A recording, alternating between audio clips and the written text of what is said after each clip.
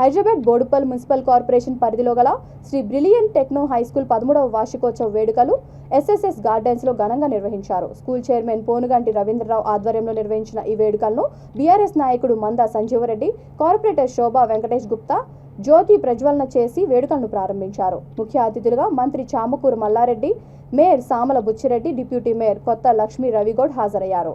Professor మానస, పాఠశాల ఉపాధ్యాయులు పాల్గొన్నారు.